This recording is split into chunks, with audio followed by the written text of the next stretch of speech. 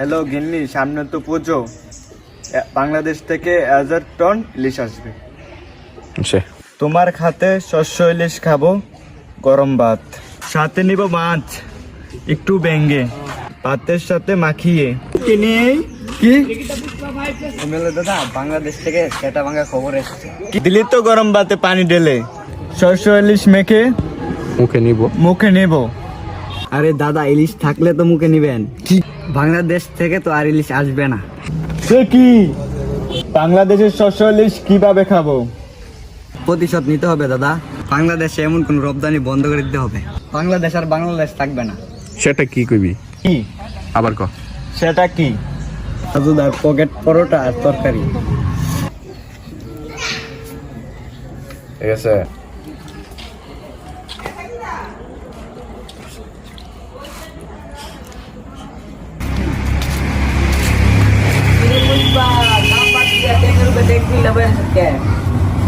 এ পাও আমার, এ পাও আমার, আমার পায়ের উপরে আমি রাখুম, তোদের তো জলে কে? পুষ্পার আগের পুষ্পা নাই, পুষ্পা হচ্ছে সিঙ্গেটের জগতের বাদশা। আমরা যে মালিকের আন্ডারে কাজ করি সে হলো চাইনিজ।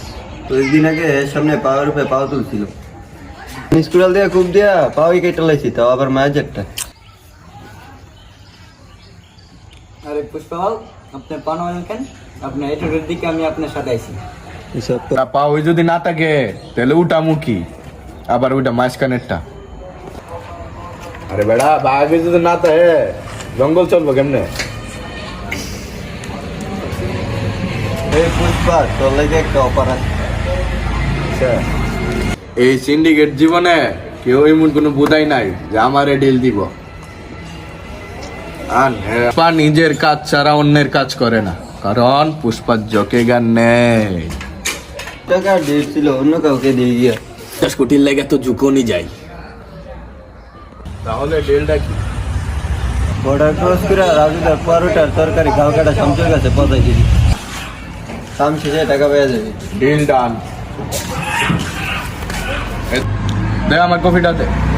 কি রে, কফি শেষ হয়েছে কেমনে? রোদের তাপে কফি শুকায় গেছে।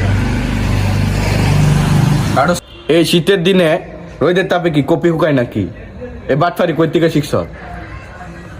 বাও, আপনার থেকেই তো।